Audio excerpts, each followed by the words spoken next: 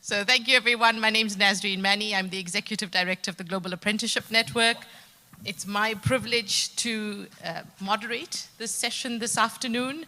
I want to give a shout out to all of you who are joining online, and a special word of welcome to all of my panelists. And with the exception of Mardi, everyone has come in from out of town. Well, actually, Mardi, you're from out of town too. So thank you very much for the hospitality. Kansas City, Missouri. I was told to include that yesterday. It's been really interesting listening to everyone this morning, to observing yesterday, participating in the workshops and learning about the work that DOL and other partners are doing. And I think really what we're here to talk today about is a private sector perspective on all of these important topics. What is happening in the world of work?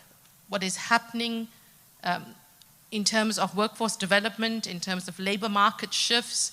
I think the last 2 years has seen seismic changes in the world of work, the nature of work, the modalities of work. And I've asked my very good friends sitting here, who will each introduce themselves in a few minutes, to come and share a little bit about what their organizations are doing globally, across the US, and then specifically, what are they doing in Missouri, and how can you as Missourians and the other partners from out of town who are interested in really shaping dynamic, responsive, and relevant workforces, what can we learn from my guests today? I'm going to start with Nick Morgan and ask him to introduce himself. Next is Nika Thompson. I don't know that Mardi needs any more introduction, but I'm going to have him say hello. Molly Conway from the Adecco Group, Fontes Mark from Nestle Purina, and Dana Chambly from Accenture. So let's start with you, Nick.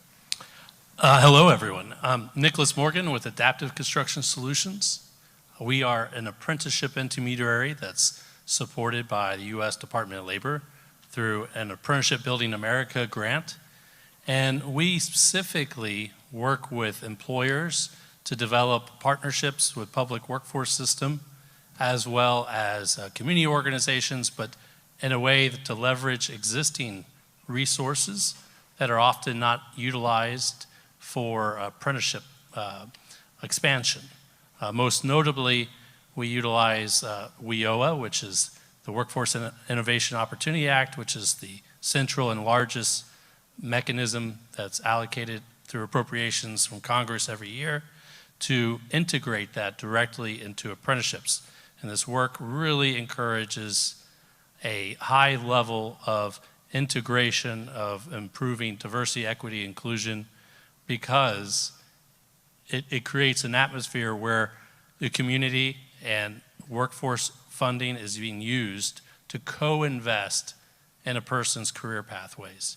We all know that apprenticeships, employers make the central investment, but intermediaries are necessary to combine that investment with the needs of employers. So thank you for having me here today, and look forward to discussing apprenticeships in the private sector.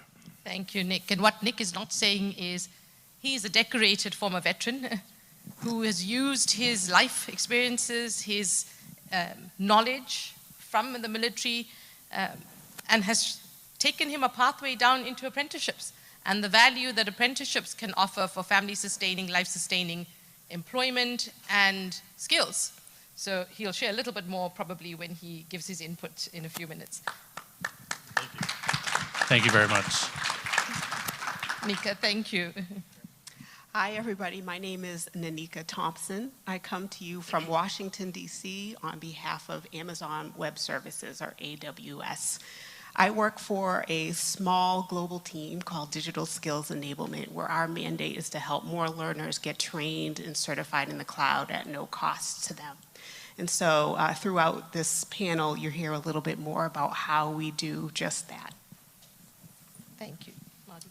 Well, thank you. It's a true honor to share the stage and to share our home state and to be here in Kansas City, Missouri, home of the Kansas City Chiefs, for those that pay attention. And for those that are with us virtually, thank you for joining us. It's really True privilege to be able to have an opportunity to live stream this event truly across the globe. So hello to our partners in the United Kingdom. Great shout out for the United Kingdom Missouri Apprenticeship Partnership Program. Hello to our colleagues in Europe and South America, as well as Africa and Australia. So we're really excited that we have a global reach all the way from here in Kansas City, Missouri. As Nazreen said, I'm Dr. Marty Leathers. I've had the privilege of serving our governor as a state director of workforce development for 5 years in Missouri.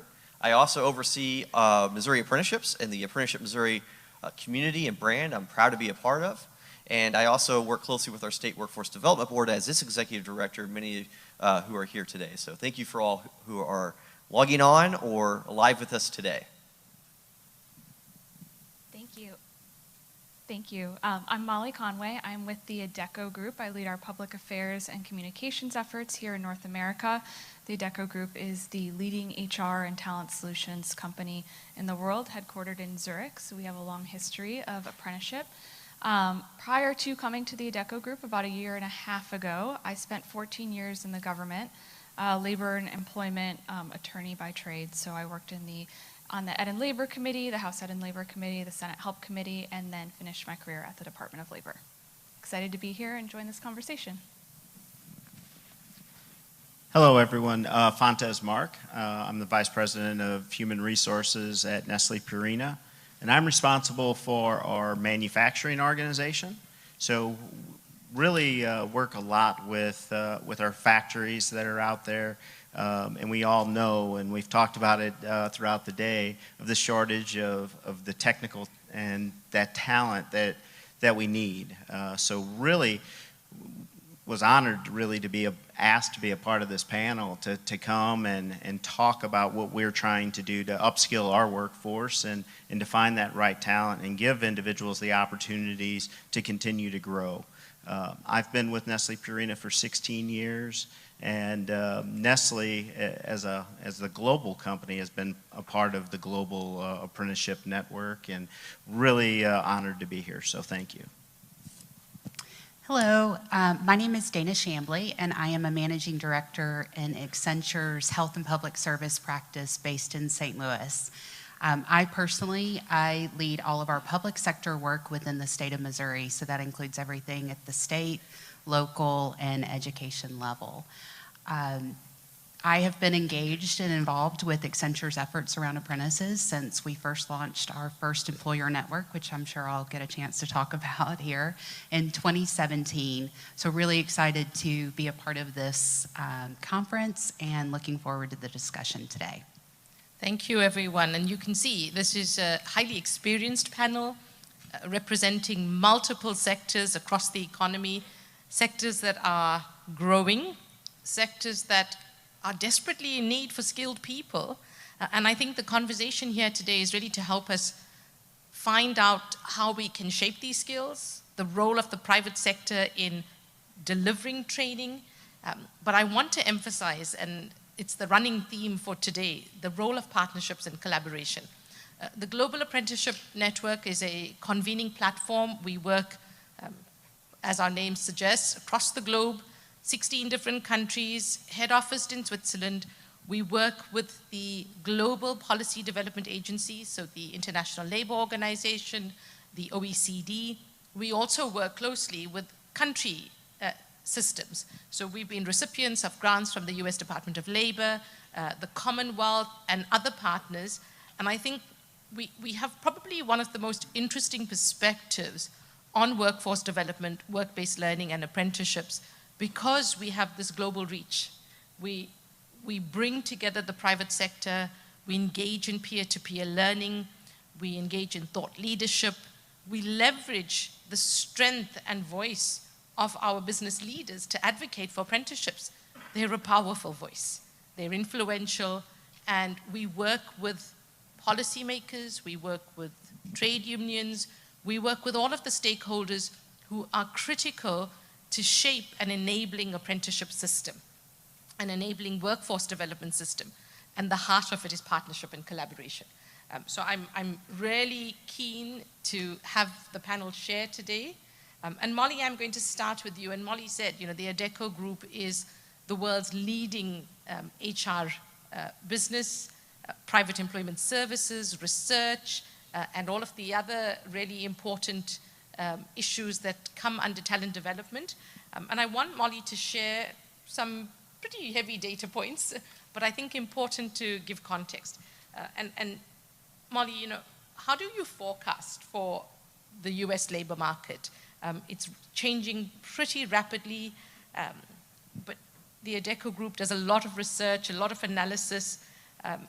Share with us, I think, what's going on and some suggestions to policymakers and employers about planning and skilling. Happy to. We only know what we know. I don't have a crystal ball, so I wish I could share what we see happening in the future. But there are many factors beyond the pandemic that are really influencing the pace of change that's shaping the future of work. I'll walk through data-heavy trends, and I'm going to have to read off my sheet because I'm not good with numbers. But we have this broad view of workforce trends, and we recently highlighted a few of them in our Global Workforce of the Future report. So it's a lot of data and numbers. Again, bear with me as I read off my sheet. But I'm happy to engage if anyone has questions. So the first trend we're seeing, and everyone's heard of it, is the Great Resignation. We've all heard of it. We've seen in the past year that quit rates have been the highest they've ever been since BLS started measuring that in 2000. We recently found that 3 in 10 Americans want to leave their current job in the next 12 months. 61% would like to stay in their current job, but among them, 27% would like to be offered some sort of career progression or upskilling or reskilling opportunities to stay with that employer, but in a new role. There are subtleties beyond these numbers, especially when it comes to the Great Resignation, that paint a more complex picture. Quit rates are really only one piece of the puzzle, and the widespread movement of talent cannot be captured in a single data point. The next trend we're seeing are candidates as consumers. This is a new mentality where candidates are consumers and it's a buyer's market. Globally, the vast majority of workers, 72%, feel secure and are not concerned about losing their job, which is a significant increase from 61% in 2021. More than 2/3 of Americans are confident they could find a new job within 6 months, even facing the economic uncertainty that we're facing today. This number is, of course, higher among millennials and Gen Z. I'll leave it to you to figure out why. But third is the rise of the quitfluencer. This is a snappy new word I think we've probably seen on social media.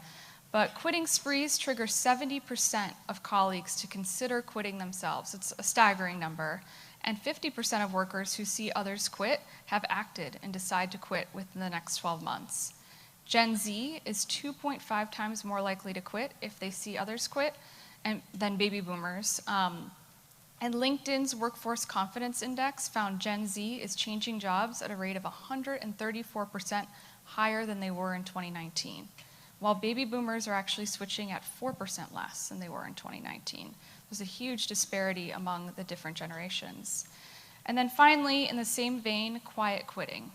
There's also quiet firing. So quiet quitting and quiet firing are both symptoms of passive workplace culture, creating feelings of detachment, disengagement, and often lead to a toxic workplace. This can obviously be tied to quitfluencing, and it's another trend that we're seeing now in this buyer's market. So, suggested approaches for employers, on to the solutions. Globally, the employer is seen by workers as responsible for better working future, followed by the worker themselves and the government last. Obviously, this varies country by country, but that is the global average. Employee success and satisfaction, it's intuitive that an employee needs to feel successful and satisfied in their workplace for retention, but it's also not that simple. Current job satisfaction is high. Approximately 69% of workers have overall job satisfaction, which is a 2% increase from 2021. But among workers who want to change their job in the next 12 months, this is the disengaged worker, a better salary was the number one reason, followed by work-life balance, career progression opportunities, and then skilling and training opportunities. However, salary is interestingly less important to people who are engaged, who feel connected to their workforce, connected to their employer. Workers surveyed who said they want to stay with their current employer for the next 12 months said they would do so because, and these are in order, 1, they're happy, 2, job stability, 3, a good work-life balance, 4, they like their colleagues, 5, flexibility, and then 6, salary. So it goes to show that it's, if you keep your employees engaged, and that should be your number 1 priority, but if you keep your employees engaged, there's a lot more to it than salary, and there are a lot of other factors out there for you to consider. Individuals who are engaged are hungry for what's next. They want their employers to invest in them, and they want to invest in their employers in return. So finally, my suggestions for policymakers. Obviously, with the exception of important wage and hour laws and occupational safety and health laws, when policymakers start thinking about what they want to do, they should give employers the space to do what is best and most needed for their particular workforce. There isn't a one-size-fits-all approach. Sometimes policymakers hear a good or bad employer story and then try to apply that across the board. I remember that many times from my time on the Hill. But my recommendation to policymakers would be, before drafting, co-sponsoring, voting on legislation that would impact an employer, meet with your constituent employers, meet with your constituent employees, see how it would impact your district or your state, and understand the practical and not just theoretical implications of that particular legislation, rule, whatever it might be. So that's what I have. I'll turn it back to Nazreen. Thanks, Molly. So in short, a lot of complexity.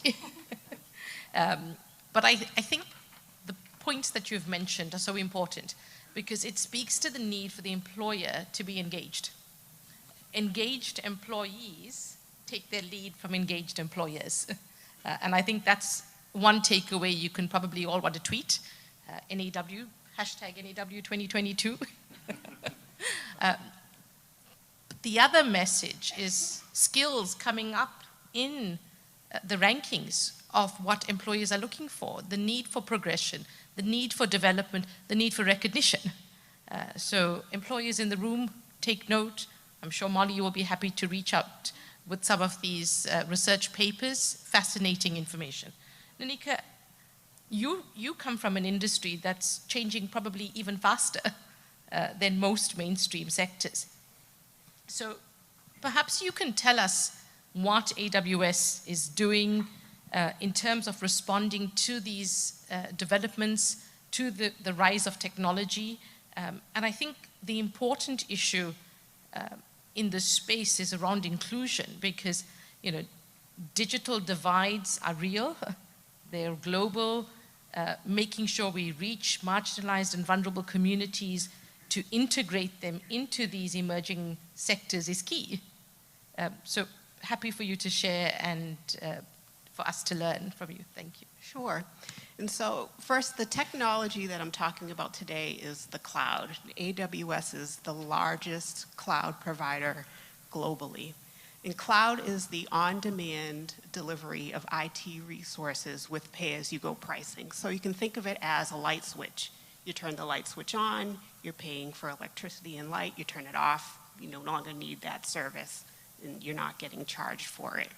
And so when we say that we're trying to be more inclusive as an industry, we mean an environment that attracts and develops remarkably bright, driven, and inventive builders of all backgrounds. So the way that we do that is that the strategy we use is to understand the skills that employers need and then to find ways to make that training available to develop those skills. There's a couple things that are really important to that strategy for us and my team in particular, and that's collaborating with organizations that are upskilling individuals who are new to tech. So think 0 to 3 years of experience, and that could be entry level, but it could also be career changers who are looking to break into the field. The other thing is creating access, and so that's helping more learners be able to get their education, earn a credential by defraying or totally eliminating their educational expense. And so here's an example of what I mean by that. This past summer, we partnered with the Ohio Chamber of Commerce to deliver a workforce summit across the state. And that event was around 2 state-led funding initiatives. One is called TechCred, and the other one is called IMAP. Maybe you've heard of them. The goal was to help Ohio employers, some of them being AWS customers, better understand how to access these training funds. TechCred is it's an employer reimbursement for technology-based credentials. And so employers can be reimbursed up to $2,000 per credential. And that's funding that's available for rounds throughout the year. On the other hand, IMAP is for micro-credentials, and it's to help Ohio residents who are in between jobs or who just aren't making enough, not a sustainable income. And so that reimbursement is for training providers. So when we talk about IT skills and IT readiness, both of those initiatives are really important because they help close the skills gap and they help diversify the talent pipeline that we're talking about here today. These types of events that we have really, they help enable the sharing between government, businesses, workforce leaders, and education leaders. And so those are some of the things that we're doing around building an inclusive industry. Thank you so much. And I think, again, you're speaking to the need for collaboration, working with policymakers, working with your customers, bringing them all into conversation. And I think that information sharing is critical. Fontes, I'm going to come to you, and I work very closely with the Nestlé team in Switzerland, but also the Nestlé team across the world. And as a manufacturing business, you were particularly challenged during COVID. And I think, it would be interesting to hear from you how you managed, because I know that there was a pivot in how training was delivered. And I think we'd also like to hear what you have learned from that and will keep going forward. Yeah, thank you. So yeah, COVID for a manufacturing organization definitely opened our eyes to some new things. One, being a company like Nestlé Purina, there wasn't a lot of challenges, honestly, in finding talent. When the pandemic hit and COVID hit, there was a lot of unknowns in the world. And we had individuals, because our manufacturing factories didn't shut down. And there were a lot of jobs that did. And there were a lot of jobs that went to work from home basis and that allowed their employees to work from home. When you're in a manufacturing environment, that's not a possibility. We have to continue producing that. For us, it was the cat food, the dog food, the cat litter. For all the pets out there that, they have to have what they need to survive as well. So how do we do that? And when the talent's not there, and a lot of people changed what they were looking for, other employers in the rooms changed kind of what they were looking for as well. People started paying more, honestly, to find that talent. So that became a challenge. So we learned quickly that we couldn't just go find the talent that already had the skill sets that we needed. So we started building upon the apprenticeship and what we had before internships. We started building upon those programs and starting to grow them rapidly. So we brought individuals in and we gave them that path. We worked with high schools. We talked to students that were out there that knew right away college wasn't the route they wanted to go. So we started forming some partnerships with local high schools, and we worked with them. And the nice part about it is we got individuals that had no background in manufacturing. We got people that came to us from a retail industry, or they came to us from a fast food industry with no skill sets in manufacturing, but we had to make sure we had safe and quality programs in place to train them. The nice part is we had a lot of this in place by a management development program that we already had. And we had those in place for our college grads.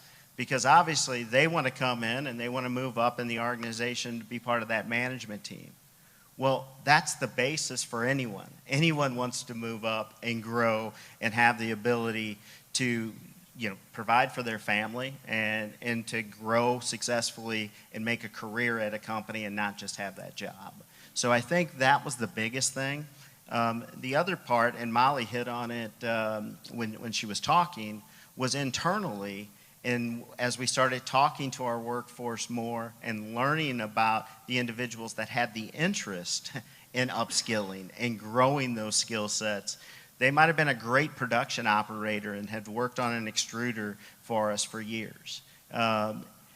They wanted to become that next maintenance mechanic that we had because they wanted to get to that next stage that they could, again, get to a next piece of their career. And that was something that, honestly, looking ourselves in the mirror, we didn't do a good enough job for before the pandemic. And once that hit, we really did start investing in that. And I'll talk a little bit more later, but we really invest in our people, and we started partnerships. And really, we didn't call it an apprenticeship an accredited apprenticeship because we weren't there yet.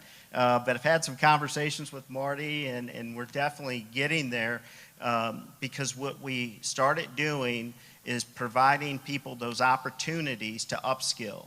And they worked 20 hours a week. We paid for them to go back to school, to go to technical colleges. We paid for that. So they got paid full-time jobs. They got paid 40 hours a week. They only worked 20. They went to the technical college. They got the training that they needed there, and then they're bringing that skill set back to us, improving them and improving the organization. And I think that's what we've learned going forward, that was a true value and something that we can continue to grow upon. Thanks, Fontez. And I think it's really mature for an organization to reflect and see where improvements can be made, to learn from, just practice and what can be improved. So thank you for being that candid. Dana, I don't know how many people in the room know how innovative Accenture is regarding apprenticeships. And I think it would be really important for you to share the Accenture work, the work being done to break down stigmas around apprenticeships, and really how apprenticeships in white-collar spaces can actually respond to these increasing skills demands. Yeah, absolutely. So Accenture is, we've always recognized that our assets are our people. We don't manufacture anything. We don't build software. We are technology agnostic. We work with all sorts of technology partners, including AWS. And really, we saw that we needed to invest in building the skills of our people and going and finding the best talent. So what we did is we started looking at what are the trends. As Fontez mentioned, not everyone wants to go to a four-year college anymore. That's not where the technology skills are really being built and developed in today's society. And so we went out and sought that. And what we wanted to do was start working with our clients and our partners to look at building networks that can access that talent. And so in 2017, we joined with some of our partners, including Aon, Zurich, McDonald's, Walgreens in Chicago, and we built an employer-led apprentice network where we looked at, okay, how can we start incorporating this whole new pool of talent into this network and connecting employers. There was a lot of education involved of why this was important, how we were going to build these networks, where we were going to source them. Today, actually this week, we are launching our 9th employer network in New York City. In fact, I think that's happening today. So we have worked over the course of the program with 138 different unique employers. We have hired over 2,200 apprentices to date. We have set goals for ourselves of where we want to be as far as apprenticeship hiring. We have set a goal to hire 10,000 apprentices by the year 2030. So in order to do that, we partner with community organizations. We partner with community colleges here in Missouri. This year alone, we've hired about 25 different apprentices over our 3 locations in Missouri. And we have partnered with organizations in St. Louis like Launch Code and Empower to really identify that talent. We work with organizations like Rung for Women, who have provided a lot of great talent resource pools. We've worked with community colleges. And I think the important thing is we're bringing our clients along on that journey and allowing them to see the benefit of that. So even in our own work with the state of Missouri, as part of our most recent award there, we have committed to hiring 6 to 10 apprentices each year of the program that we're going to be there, and we're bringing them on. This year already, I think we are at 7 for that one program. We're going to bring them on, we're going to train them, and at the end of their apprenticeship, they're going to understand the state systems, they're going to understand, and we're moving the state to the cloud, and so they're going to understand those cloud technologies, and they're going to be available. They're local, they're going to be available for the state to hire, they're going to be available to come back to us, or they're going to be available to join the workforce in Missouri, which is one of the things that we're really invested in with each of our networks as well as each of our offices, of just building that talent locally and making sure that we are being good community partners. Thank you so much, Dana. And I think you've touched on the role that apprentices play in terms of the talent pipeline, identifying early talent, retention, productivity, and all of the other very tangible aspects that we need to show on the bottom line. But ultimately, the biggest intrinsic value is the talent themselves and how we need to nurture and develop it. So thank you for that. Nick, you've been involved in this space now for a few years. You've been shaking things up as you've been going along. But I think, for many employers, it's quite intimidating to navigate the apprenticeship policy space. So what advice would you give to companies who are interested but perhaps haven't stepped in to actively training or just need more support? Well, the first part is they got to remember why registered apprenticeship. Let's talk about it in its truest form for a minute. And there's an enormous value that comes from formalizing it and making it a registered program. And the reason is first, now you have made a true promise to an apprentice.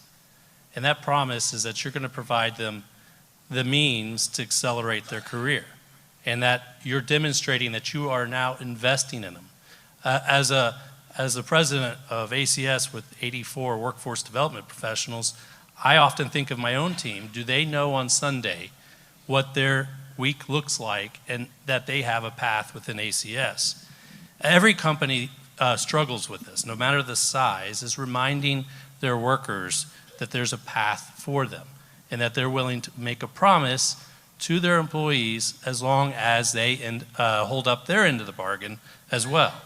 And so by looking at that and agreeing, let's put some structure, but still keep it flexible.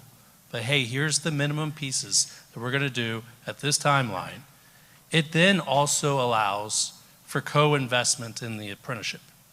And that is by leveraging workforce funding, right? It's great with partnerships because you're creating win-wins. Everybody knows what the expectation is. And so when we think about how do we meet our continued workforce needs around the country, and how does employers address those metrics and statistics that Molly pointed out, it's by doing it differently. Stop competing the same way for the same talent. Instead, start looking at talent that maybe you never even considered and say, look, as a business, I'm going to invest. This is expensive, but what is on the table?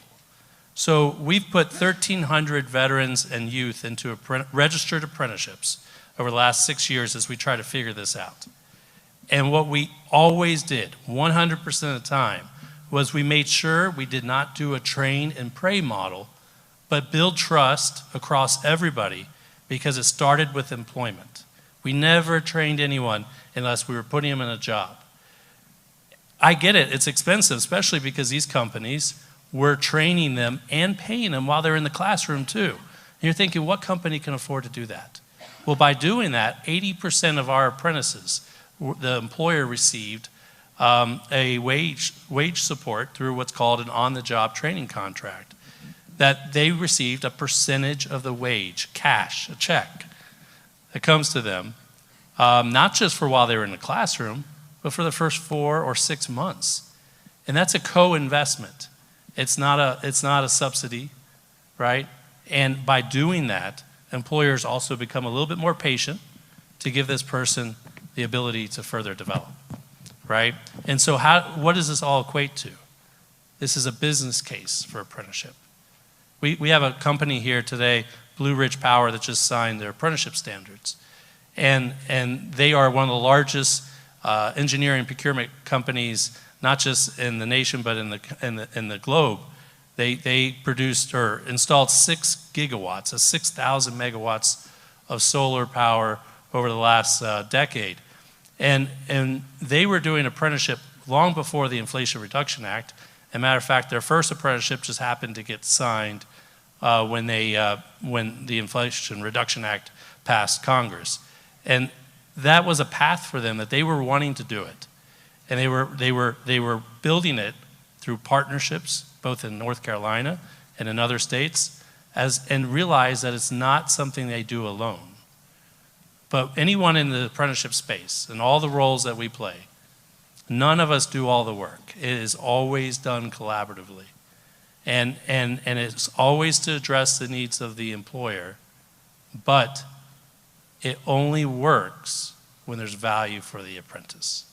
So that's the business case for it, because compete differently, develop talent differently, create some rigidity to it, because now you've managed expectations. And by doing that, we've pushed almost $20 million in WIOA funds to these businesses. Some of them have received well over $1 million in wage support for apprentices.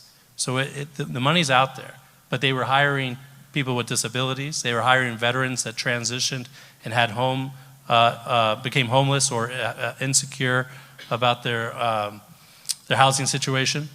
And that is a critical piece, is you're going to look at some people differently. You still can upskill your current workers, but you've got to think about how you do business and do it differently. Thanks, Nick. That's quite inspiring. And I'm going to suggest to the audience that they visit the ACS website and see some of the videos that you have speaking about these transformative effects that an apprenticeship can have on people's life, not just in terms of the skills acquired, but really the ability to use that skill to get a job and find housing, pay off debt, get a car. It's just amazing what an apprenticeship can do. But again, it comes to that issue of partnership, collaboration, working together as trusted partners is key. Marty, you've heard the panel speak, different sector perspectives. What's your advice to employers, policymakers, and learners about embracing the new opportunities that are coming our way in terms of emerging sectors, technologies, and skills? Thank you, Nazarene. You know, it's very humbling to be at this stage with such great stories, such great emphasis that is meaningful and that makes impact. And the theme for the 5th annual Apprenticeship Missouri Summit is connecting opportunities to outcomes. And those of you that maybe were around during LBGA time will remember that was a key term that he used a lot. Never waste a good opportunity to grab an outcome. And that's what we're thinking about, right? We're connecting an opportunity, whether it's creating a training program or creating new occupational standards or linking an employer with a pool of talent to say, these are opportunities. The state of Missouri does not hire apprentices. I mean, we do, but we haven't hired the 27,000 apprentices that we talked about creating this morning, right? But what we do work on is collaborating and connecting opportunities and pulling training providers to the table, pulling funders to the table. You know, Nick, I really appreciate your comments and the, the panelists as they talk about industry-led apprenticeship programs. Often as policymakers, as education providers or training providers, as government wonks, we like to say we can solve the problem. And usually the private sector will say, yeah, go fix it for us, but then not be happy with how we do it. But apprenticeships, and we're purists in Missouri, apprenticeships have to have that quality standard tied to registration. And guess what? In Missouri, you're not an apprentice if you're not tied directly to an employment opportunity. There's an employer at the table from day one, or a network or an association of employers at the table day one.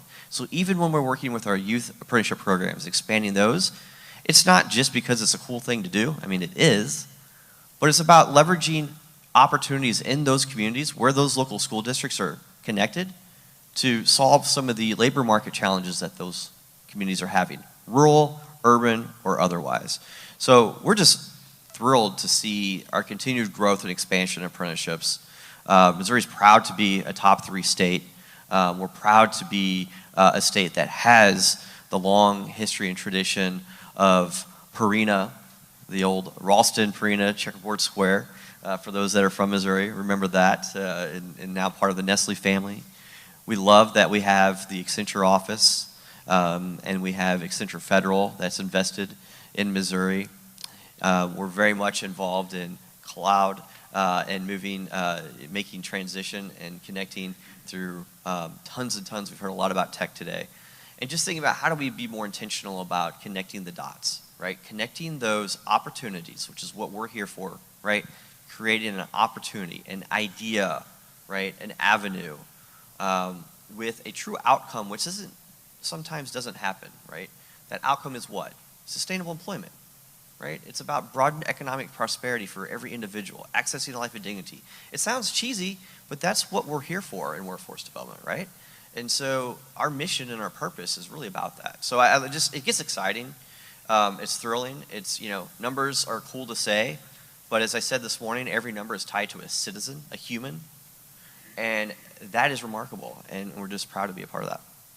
Thank you so much, Marty. And I think the other point I want to make is, having heard from these companies, the private sector voice, I think something that we need to be more intentional about in policy making is bringing the private sector perspective into the design of policy, not just as the recipient or implementer of policy, but really engaging meaningfully to understand the intent of the policy and the practicality of policy. I think that's the heart of policy making.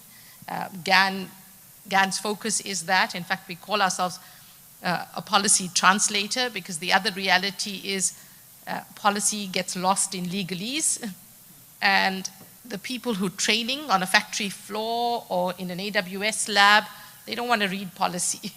They just want a how-to guide to deliver the training to the quality standards. And I think working in this kind of approach means that we have to talk. We have to have hard conversations sometimes. We won't always be friends, but it doesn't mean that we can't engage. And I hope that this kind of discussion today continues at a state level, federal level, and at a global level. Thank you for that, Nazarene. If I can just add, when employers take the lead and assume that risk, right? Public policy is all about understanding where the markets stop and where there's a gap left, right? And economists call it market failure. It sounds like a bad term, but the reality is it's just, some things the market will take all the way to the end to create that outcome. Sometimes the market is only designed to come to a certain point, and then that's when a public intervention comes in, right? Workforce development, education, healthcare, all those fun things.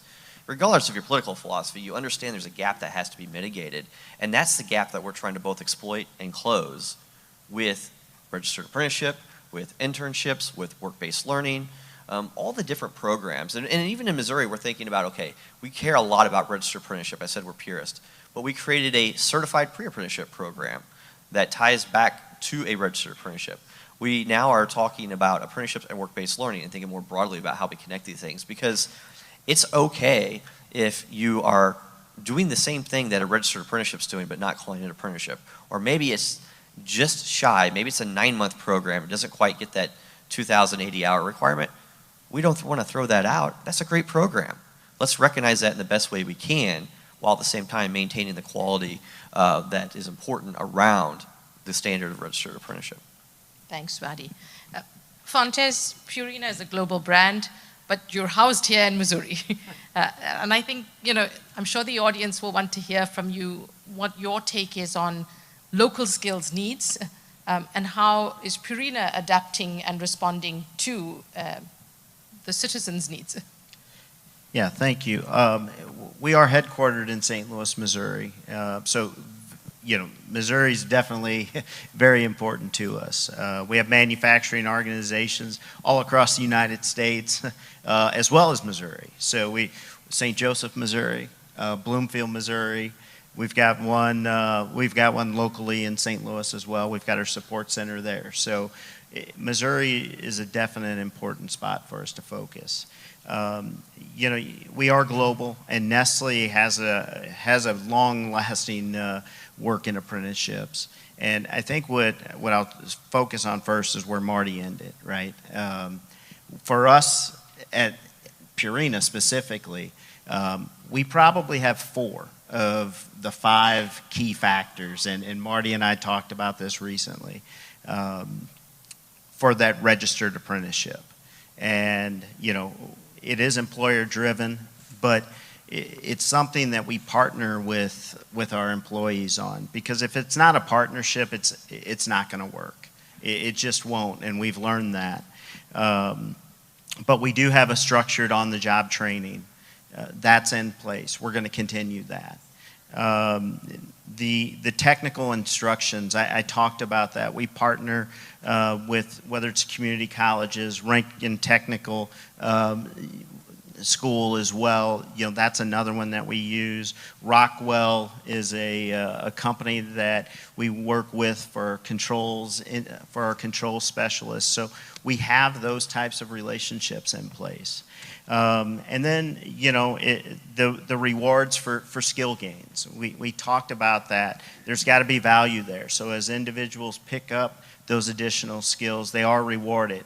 So really, we have all of that in place. And I think for Purina specifically, so Nestle, I'll start there real quick, we've started in the United States, and we do have over 70 registered apprenticeships now in the United States, 12 different locations. So we're happy with that, but we're not satisfied with that. And I think that's where the relationship with Marty and starting those conversations of getting to what that true value of that registered apprenticeship is important to us. And we've learned a lot more, really even over these last 6 months, on what that is and why we should do that, and just taking that extra step. So for us, I think that's the biggest thing, is just taking that last step. Nestle as an organization is committed to the next generation of the workforce. We have that set from our global organization. Here in the United States, they've set a goal that we need to contact and make, visible contact with over 130,000 youths or veterans that are looking for employment. Right now we're on pace to do that with about 148,000 contacts this year.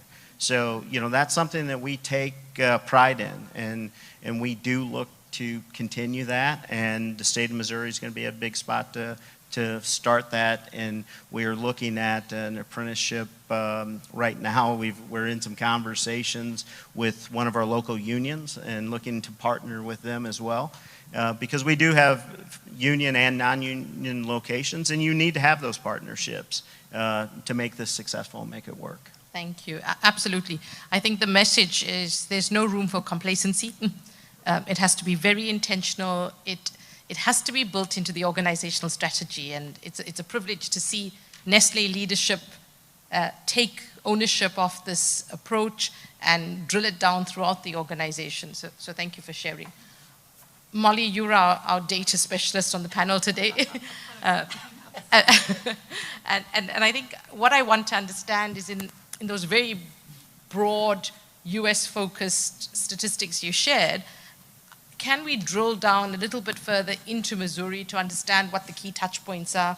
So where are the important shifts in the labor market, the key skills that are needed, and perhaps some advice to those in the room involved in, as employers, as educators, what to target? Sure. So I'm back with my data and reading my sheet, so bear with me. But I'll start with some rapid Missouri-related facts. They come from LinkedIn Talent Insights. All of these trends generally are the same, actually, in Missouri as they are across the U.S. So the 3 fastest-growing occupations in Missouri year over year: recruiters, product managers, and software engineers. Same 3 throughout the U.S., just in a different order, and you'll see that pattern throughout. 3 fastest growing skills year over year in Missouri: customer experience, Python programming language, I know very little about that, and analytical skills. The most densely populated professional occupational titles, mouthful: owner, teacher, and president. This may seem odd, right? They're very general titles, but 80% of Missouri businesses employ fewer than 10 people. 96.4% of businesses employ up to 49 workers. So you would have a lot of people with the title of owner or president with so many small businesses. The top 3 occupational titles based on 1-year growth: intern, software engineer, and program manager. From the same data set, some top 3 employers by 1-year growth include being self-employed and, interestingly enough, McDonald's. And then occupations with the most job openings are, not surprising, nurses, given the pandemic, truck drivers, we've all heard the need for truck drivers across the U.S., and salespeople. Certainly with my shopping over COVID, there is need for more salespeople. So some solutions, innovative solutions to align the emerging labor market needs. Skilling and job progression opportunities are really what we're seeing as being most important in this space. So according to the Missouri Workforce 2021 Employer Survey, employers listed a shortage of workers with knowledge or skills to be the top barrier to expanding employment in Missouri. None of this is a surprise to anyone in the room or listening to us online. But this increased from 60% to 60% in 2021 from 47% in 2019. So a pretty big jump. 68% of employers in Missouri reported they have a shortage of skilled applicants. That's compared to only 28% of respondents in 2019. So obviously, I would be remiss if I didn't mention apprenticeship as a solution to align the emerging labor market needs across the U.S. We've talked about that quite a bit today, and we'll continue to speak about it throughout the day. But other skilling opportunities, as I mentioned earlier, our report surveyed those that want to stay with their current company. Many want, career progression. We've heard that throughout the panel today. Investing in your workforce, super important. 77% of workers believe that they have a skill gap. The younger generations feel this skill gap more prominently. 86% of Gen Z and 84% of millennials think that they have a skills gap. So recommendations for employers. We all know there's a talent shortage, but what we also need to focus on is retention. It's not just finding the right talent, but retaining the good talent you have and investing in them. So some recommendations. 1, address dissatisfaction. With career development opportunities, career conversations, performance reviews, spend time with your employees. Make sure, it's not just top management that's making decisions, but you have buy-in from middle management so they can cascade the messages properly. Career conversations are a critical part here. Almost a quarter of the workforce reported that they've never had a career progression conversation in their current role. That's astounding. In fact, workers who have fewer career conversations show, as you might imagine, lower satisfaction in their workforce. So another recommendation would be coach leaders. As I talk about this, the middle management level, make sure they have the right performance conversations with colleagues, that they understand the direction of the business, that they understand how they can attract or create these attractive career paths with transparent benefits. Employees want to see transparency. Address expectations head on. And this will help to increase retention. Also will help a lot with quiet quitting, which I mentioned earlier. And then finally, I feel like I'm repeating myself, but invest in skills mapping, reskilling, upskilling. Once you have these conversations, don't just let them die. Do something about it.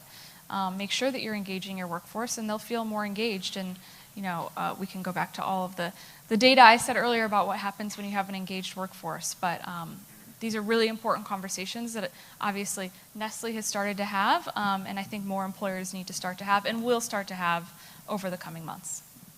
Thank you so much, Molly. And I want to also just make a point from our earlier panel, Jen and colleagues from Coursera and ACT. Many of these resources are available and they're free. So it doesn't need reinvention. It just needs using the resources that are out there, that are available, the toolkits that have been prepared by Apprenticeships Missouri. There's no excuse, I think is what I'm trying to say in short. So thank you so much for that. Nika, AWS works in communities as well, and I think it's important that the private sector role is bigger than just the bottom line. So maybe you want to share some of the efforts, because they're quite expansive, and I think the targets are pretty sizable. Sure. So as you may know, AWS is a fan of apprenticeship because we use it as our own talent acquisition strategy. We have a military apprenticeship program that we've used to hire over 1,500 apprentices since 2017. And so last year, we started to hear more from our collaborating partners, colleges, boards, about the things that are frustrating their upskilling and reskilling efforts as it relates to IT. Things like a lack of industry knowledge, industry connections, not knowing how and where to find instructors for technical instruction, some of these certification courses. And so now we're trying to model out some things with registered apprenticeships, because our goal really is to help others build what's been helpful to us in terms of feeding our talent needs. And so we are creating new apprenticeships, modeling, modernizing some apprenticeships, adding cloud in there. We're creating more career pathways, and we're talking to our customers more about their hiring needs. So I'll run through some of those.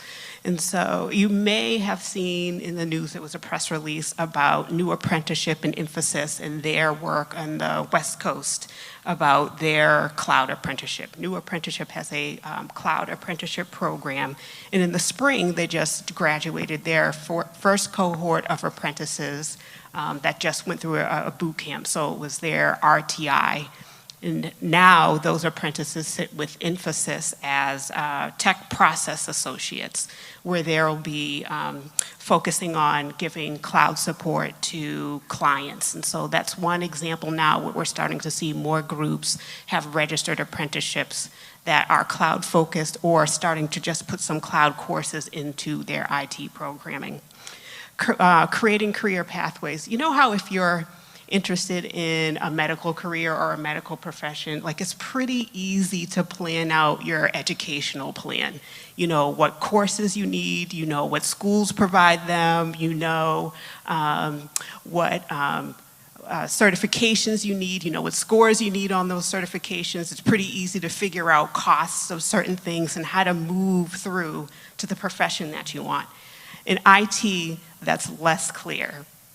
And so we're trying to figure out how do we make that less ambiguous for learners and the organizations that support them as they try to figure out their own IT career journey.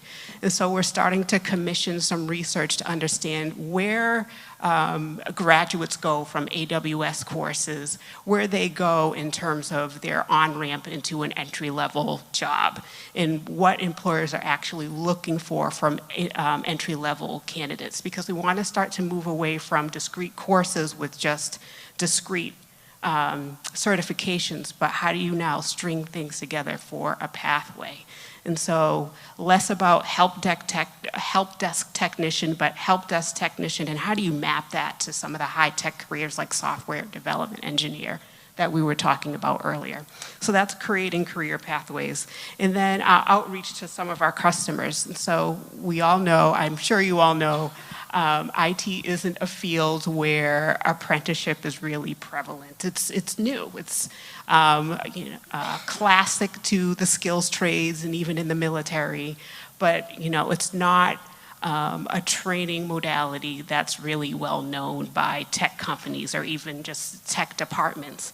And so for that reason, we recognize that it's really been difficult to scale tech apprenticeship and IT apprenticeship. And so we're trying to figure out what's our role in that. We have to think about how we're going to help. And so we're starting to think about how do we engage our customers who are building in the cloud to get the skills that get the skilled workforce that they need using apprenticeship. And so educating them about what apprenticeship is, what it's not, who it's for, and also building trust around that model. And somebody said it earlier about like employers and companies telling their own stories about how they're engaging in apprenticeship and the value that that's brought to their organization. That's really important.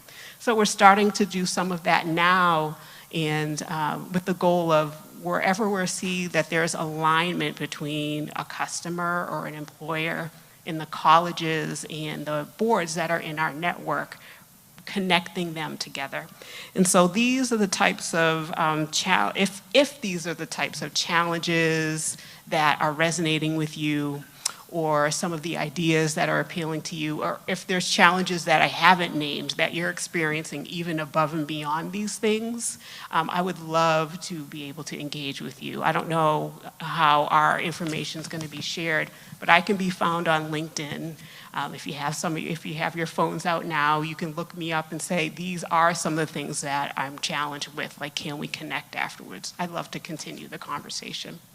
Thank you so much for that invitation. And I think it's something we pick up in our GAN work, that peer-to-peer learning, company-to-company learning is so important, because you may think that you're suffering alone, that it's just you experiencing this, but to Molly's data points, this is a national problem, and I happily say it's a global issue. Others have walked this path and have found some solutions that work. I think sharing, learning, and then solving for X goes a long way. So thank you for that. Nick, you mentioned the Inflation Reduction Act in your earlier input. Perhaps you want to share what that means for apprenticeship training, because I know there's a carrot and a stick contained in the act, and you're probably one of the few people I know who's really unpacked that piece of policy and trying to work and engage with it. So. No, thank you. And as I start that, a key part of our work with IRA, the Inflation Reduction Act, is working with GAN, and especially when they have access to so many, not just employers, but on the investment side, property owners globally that are investing in this really amazing opportunity to help make sure that our grid has resiliency and is prepared for the coming decades. The Inflation Reduction Act had $369 billion in tax credits that will fund a significant portion, between 30 all the way up to 50% of a clean energy project. Now, the key piece of that is 80% of that tax credit is tied to qualified apprentice hours being worked. And what is a qualified apprentice hour? That is an apprentice in a relevant occupation performing work that's within their labor classification. The program is operating in a compliance, within the compliance of Office of Apprenticeship or that state apprenticeship agency, right? And that you stay within some other rules and regulations. Lots of companies are waiting for guidance from the Treasury Department to figure out how to go forward. And that's really a missed opportunity, because everything that you need to know is already in the bill, in the sense that it specifically refers to certain CFRs for apprenticeship, CFR 29 and 30, as well as CFR 5, which is a wage and hour regulation for prevailing wage. Unless it's spelled out in IRA, it can't change other laws. Rulemaking won't change other laws that have 40 up to 85 years of history, right? IRA has to walk within those regulations. So by being an expert on those, a company can navigate. Now, what does it mean for this room, right? Is the states that are able to demonstrate the capacity to deliver high quality apprenticeships for businesses are going to be a targeted state for investment by these developers and project owners. We've worked very closely with the largest developer in the world. We put 70 veterans on their job sites in the last 2 years as a pilot program, and they're huge fans. And they are asking us, where is apprenticeship going to be easy and where is it going to be difficult? And what better way than to demonstrate that than we were able to get an apprenticeship registered here within less than a week. Most people, when you read articles about the apprenticeship system, often they're very critical of the infrastructure and say they take forever to build and they can't get them registered.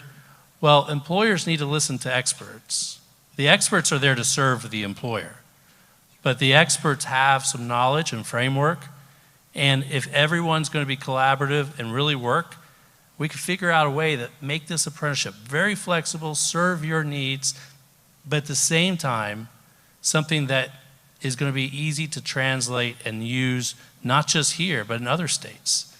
And I will tell you, when people think Department of Labor, they think often OSHA or wage and hour, especially if you're a construction company, and they get a little nervous about the idea of having a registered apprenticeship. What am I opening the door to, right? I'm sure any employer in the room has thought about that. And that might have been one of the reasons why you didn't make that final step. But Office of Apprenticeship and these state apprenticeship agencies, they don't have a history of doing any kind of fines. I have never been able to identify a fine from Office of Apprenticeship. They are a technical assistance arm, and they've invested tens, if not hundreds of millions of dollars in supporting organizations like ACS to act as a middleman to support you. So we're partners with the Global Apprenticeship Network, and this is part of our target area to expand apprenticeships. And there's no cost to work with organizations like us to help you do it and do it right and make sure that you don't have a couple small little words that you could have left out of your apprenticeship standards, and it cost you millions of dollars in lost benefits from just 3 words. For example, just to make it quick, if you don't put in your apprenticeship standards that, hey, they're going to earn 60% of the wage at this step, if you don't add in there 60% of the wage and fringe, then if you're working on a project that's subject to prevailing wages, you have to pay 100% of the fringe. And we say, well, why encourage that behavior, Nick? Well, it's because I want to make sure that we create a model that rewards employers for giving people an opportunity that they may not have considered to reach out to. So if you put artificial barriers that you got to pay a $13 fringe, all of a sudden they're going to say, why am I going to hire this person from this community? I can go find a full electrician and give them the 13 fringe. If I have to do it for the person who's brand new that just went through a pre-apprenticeship, if I only have to pay a $7 fringe, I'll go give that person an opportunity. And that's what opens the door now, right? And so I will tell everybody, DOL, everybody, they're really supportive to make sure that new programs are registered. Out of the top 12 engineering, procurement, construction companies in clean energy, DOL is currently with the ACS and DOL, we're registering 6 new standards this week out of the top 12. So the work is being done. The question is, are companies thinking about getting a registered apprenticeship is getting a marriage license, is what we call it. It's not a program yet. Then they got to start thinking, how are we going to operate it? And so from a policy perspective, that's what we've been discussing, is how do you invest in broader infrastructure to help employers, not just with the training, not just with the recruitment, but also how do they just do the basic components of managing their program? these companies currently, they have to reach deep in their pockets to figure out and throw resources at it when it can be done so much more efficiently by making investments in the infrastructure of the administrative component. Thank you so much, Nick. I could see lots of heads. Trace, I think you and Nick need to plan a roadshow. Because I think that's the key. It's the practical knowledge and know-how, but also having the right partners to help you get there. So thank you for that. I know this. You could have a whole workshop, a whole day workshop on the IRA. Next year, next right, year. So thank you for that. Marty, you're a pretty renowned advocate for apprenticeships, and not just locally. I was in London a few weeks ago, and I mentioned I'm coming to Missouri, and I got some strange looks, like, why are you going to Missouri? And I said, I've been invited to National Apprenticeship Week. And I was told by a colleague at the British Council that, well, the only person I know in Missouri is Marty Leathers. And I said, well, that's who's invited me. So his reputation precedes him. But given your work, given your perspective, and you're so open to learning, what do you think what do you need from the private sector? What more can the private sector do to engage on apprenticeship development, workforce development, and work-based learning? Thank you for that. And my head might have more helium in it than the balloons outside after those gracious comments. You know, I'm passionate about the framework, and I was fortunate before appointed this role by our governor in 2017 that I worked with our community colleges, and a lot of my partners, including one of my former employees, is out here. And we helped put together a community college framework, one of the first in the nation, to say this is what we're going to do to step out front, to lean into registered apprenticeship, to lean into a new opportunity. You know, Missouri, we talked about this morning, we set this goal of, you know, in 2019 we said, hey, by 2025, let's do something crazy and try to register 20,000 apprentices. And in May of 2022, 30 months early, we achieved that goal. Today we're around 27,000. As I said this morning, we're marching now towards new goals.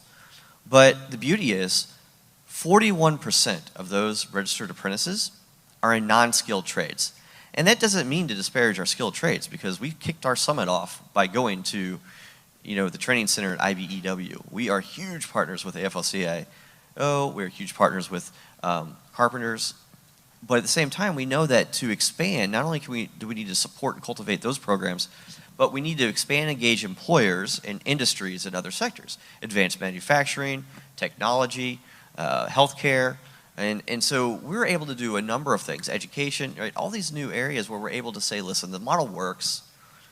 Let's call it either Missouri Apprentice Ready, which means it's not quite a fully registered apprenticeship, but it's really cool and it has all those qualities. Or it is what we call a MORAP program, which is Missouri Registered Apprenticeship Program. And so to start connecting those opportunities together. And then we have our great partners at the community colleges doing the same thing, our local workforce boards doing the same thing, Missouri Chamber of Commerce and Industry, who's just going gangbusters, getting really great competitive grants, bringing resources to the state to do what? To work with employers to help them diagnose their workforce challenges, to look at, frankly, old models that are broken and say, let's do something different. And oh, by the way, let's give you credit for what you're already doing. And so I think if I'm talking to private sector, it's allow us to have the conversation, right? Allow us to have that opportunity that we might be able to connect an outcome to. Because I think for every employer we've met with and talked with, not one has said this is a bad idea, this is a waste of our time, we would never do this. It's always, well, I have these 12 other things I got to figure out, and maybe I'll put this also on the burner. Or, yeah, this is great, but there's this hurdle, and as soon as you can get me over that hurdle, we'll be ready. But the reality is we figured out, and with the expansion, you know, in what, about a decade ago, the intermediary framework has just revolutionized apprenticeships, right? Because now we can do what Nick is doing and his team. We can do things that we're doing to really partner with the Office of Apprenticeship and say, nobody is here to issue anything punitive. We're here to, again, connect opportunity, to provide technical assistance. And oh, by the way, in Missouri, we're funding a bunch of related training and instruction. And so our program and our model has been successful because we cultivate those intermediaries, but we don't do anything if an employer's not at the table. It starts with the employer, it starts with engaging the employer, cultivating the employer. The employer leads with their needs, and we then build frameworks around that. And then we put it out to the population, say, listen, we're going to recruit people. The other thing I like to say is, as we've expanded our apprenticeships in Missouri, nearly 85% of the apprentices that we have registered, that 27,000, they have not been new hires. There have been incumbent workers, individuals who already have been committed to a company, have proven themselves to a company. A company said, I see something in this individual, let's elevate them up. Let's create a new kind of middle position for this new supervisor, for this new apprentice. And oh, by the way, we'll then bring new people in as entry level. So we've created, in workforce development, our terms, a pipeline, right? A system in which we're bringing people in and we're moving people up. And oh, by the way, as our knowledge drains and people leave and we have to fill those gaps, we're going to do a ton of mentoring to keep those, to keep that knowledge intact. So I think private sector is the leader. Private sector is the only way this works. But private sector needs to, I say needs, it sounds kind of punitive as well. Just give us the opportunity for us to show the outcomes that we can produce together. It's having a relationship, I think, and understanding that you both have different needs, but like getting your marriage license, it's a process. So I'm going to open up for some questions, and I would invite you all to use the mics in the center of the room. So please feel free to direct to an individual in the panel or the whole panel. And while you're thinking of your questions, Nika, I want to ask you about the inclusion aspect again and how you think we reach underserved communities. Yeah, I love that question. I think it's such an important one at this point in time. Over 2/3 of businesses acknowledge a lack of diversity on their tech teams, with about half of those same businesses saying that they're working to try to solve that. Having a variety of perspectives leads to innovative products, innovative services. It helps foster creativity. It can even open up new customer channels. And so when I think of inclusion, it is a need to have, it is a nice to have, but I also see it as a business imperative. And so the success stories that we want to start to scale are the ones where we're engaging leadership that looks like the learners that we're trying to attract to the sector. And so here's a couple of examples of the ways that we're doing this through scalable programs and collaborations with Black membership organizations. One is in New England that we have going on right now. It's called an AWS Certification Challenge. And we're partnering with 3 what I call professional associations for diversity in tech. Hack Diversity, the Black Tech Pipeline, and Restore Black America. These types of organizations reach the underrepresented groups that we're talking about, women, Black people, Hispanics who are missing from the sector. And by mission, they tell them about these opportunities in tech, and they bring them in. They give them professional mentoring in all of these different opportunities as they're connected to employers, and they give them a community of support in pursuit of these tech roles. And their members join up with them for no cost or low cost, the guidance that they provide and the networks that they give them.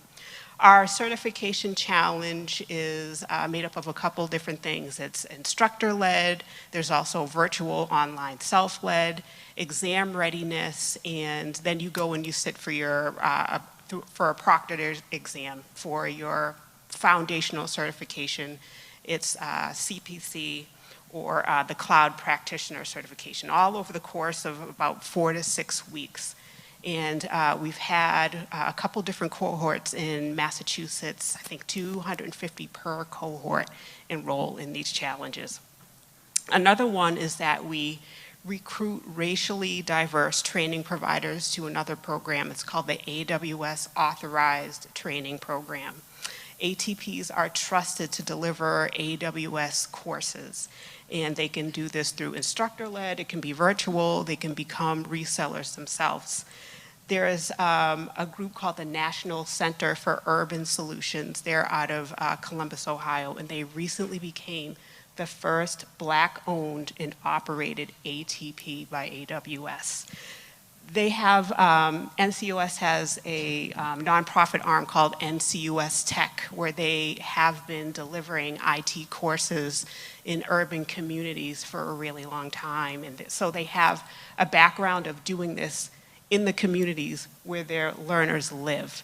And so I think this is going to be increasingly important. Their participation in the program comes at a time where we're starting to see more requests for instructors and mentors and presenters who are racially diverse, also gender diverse.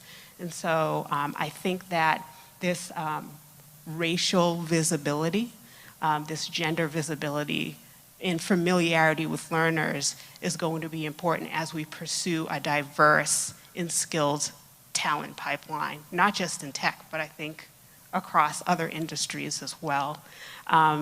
It's just a tangible way to convince learners that if they can see it, then they can be it. And so these are just examples of cloud programming in the communities. Thank you so much, Nika. Representation matters.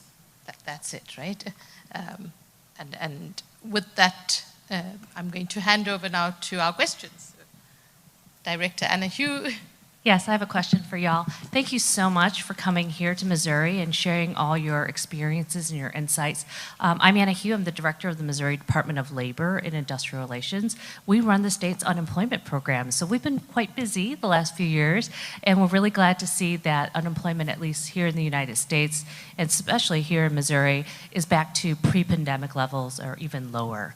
I think one of those big challenges, you've talked a lot about the competition for workers and not only retaining the sort of folks and offering them opportunities within your own organizations, but how are you looking at, I mean, Nanika, you talked about, again, having good visible representation out there, but for some of those other populations perhaps that we've not always traditionally looked at, whether it's reentry programs, whether, the challenge that Governor Parson gave to the state as being like a premier employer of the disabled community, like how are we turning those types of populations, which we know have maybe not always been traditionally engaged in the apprenticeship arena, but maybe we have new ways and new technologies and just maybe new perspectives of how to better, more broadly engage these populations as well.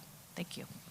Well, we know that veterans have a large representation of people with disabilities, and that's partly maybe why we've been able to hit this specific target, because about 50% of our apprentices are veterans. ACS, 19.9% of our 1,200 apprentices over the last 4 years have self-identified as being disabled. That wasn't made just by the veterans in our program. That statistic was achieved because that's been a priority. As a disabled person myself, after being wounded in Iraq, I became a business owner because I felt like I was unemployable. And so I started a commercial insurance agency, which still pays my mortgage, and then started ACS because I wanted to do something with a bigger impact. And so what we've learned through that is the vast majority of those individuals, the roughly 260 people with disabilities, we did not require any kind of accommodation for. We've made accommodations. 53% of ACS, our 84 staff, are disabled. And we've made internal accommodations because that's a priority of our organization. But what we have been able to see is that is our second highest metric for retention in our apprenticeship, was the individuals with disabilities. The number one metric was veterans that decided to utilize their GI Bill benefits, because if they do, the only individual who benefits is the veteran. The apprenticeship doesn't get a dime. The employer doesn't get a dime. It only goes to the veteran, which is the way I like to see it. But it's an additional wage allowance that they receive on top of their apprentice wage, which is a retention tool, honestly. In Texas, that's $1,750 tax-free on top of the wages. I believe it's, if you were in Kansas City is where your program was, I looked it up a couple weeks ago, I believe it's $1,400 tax-free on top of their apprentice wage. What better way than to become a veteran-friendly employer and make sure that you're retaining them as you're developing their skills? They can afford a new career because they have a way to sustain themselves. So if employers are looking for, how do I not just develop an apprenticeship, but make sure my apprentices stay, consider populations like that. Because statistic after statistic shows that individuals with disabilities have the highest retention of any other demographic. You know, thank you for sharing that, Nick. And you know, most state workforce programs have a, you know, Jobs for Veterans State Grant Program or a connection to the State Veterans Commission. You know, I'm real proud with our team here in Missouri who works to serve our veterans and help connect them to sustainable employment. But we have a couple other cool programs. I know there's a great contingent from Missouri Department of Vocational Rehabilitation in the room, and they do a lot of work in supporting individuals with disabilities. And a few years ago, we were able to, right before the pandemic, create a registered apprenticeship program for the hospitality sector. For those that may not be aware, we have Branson, Missouri in the southwest corner, the beautiful Ozarks, and it is a destination place, a huge tourist place. And of course, we continue to need people who can support that economy. So we were able to, again, get the band together, bring in some local partnerships, focus with a group that probably is well known called Johnny Morris and Bass Pro, and put together a truly phenomenal opportunity for individuals with disabilities to work at some of those recreational and lodge facilities. The other big program that we talk a lot about is our Building Union Diversity Program. And if you were on the tour yesterday, you got to hear about that. And we're proud to be a partner with Missouri Works Initiative, the Carpenters Council, AFL-CIO to help increase and support access to registered apprenticeships in the construction trades in St. Louis, right here in Kansas City, and in Springfield, and soon in Southeast Missouri. And this is a program that there's a great team here that works with that is helping grow and flourish and really helping transform the lives by removing barriers, by increasing access and opportunity across the way. So I think that's a critical message. The last thing I'll just say is we work really closely with our friends that are here from the Missouri Department of Corrections. We were in a similar space not too long ago with the Reentry Summit, which is a huge drive in Missouri to work with justice-involved individuals. And we were able to create the first pre-release, it's also called Behind the Walls, but I know that that's not as appealing, a registered apprenticeship program in Southeast Missouri in the Boot Hill, and it was a hydroponics program where individuals could participate in the apprenticeship program and they were employed directly upon release to local employers in that space. And we're continuing to look at more of those types of opportunities. So I think it takes, like anything else, you have to be intentional about it. But you know, the workforce shortage is only the workforce shortage if we keep our minds closed, right? And so we think about expanding to populations who deserve to be served and who unfortunately have historically been left behind or left out of the equation. We can do a lot of great and exciting things. Yeah, just real quickly, I just want to add to that. The question was great, and you're right. Missouri, the unemployment rate, I think as of October, is 2.4%. I mean, workers can be picky. I mean that's another piece of it. But the partnerships is a great question, and you know we do work with Concordance Academy. It is a reentry program. We work with them and partner with them, and that's something that if you ask a couple years ago, we wouldn't have considered. We wouldn't have looked at, but we have changed. For the disability side, the Starkloff Disability Institute is another great partner of ours that we work with.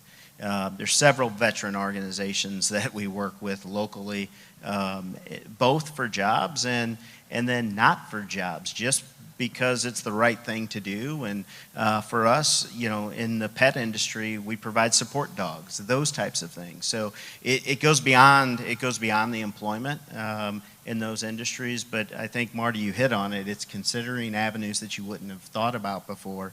So yeah, appreciate that question. Thank you. I'm conscious that we're eating into the next panel, so what I would like to suggest is get onto LinkedIn, connect with all of us who are active on LinkedIn. We can answer questions or direct your questions to Marty's team, and we'll give you feedback. But I want to thank my panel for the engaged responses, for the candidness about the challenges, the opportunities, the willingness to respond and change and learn.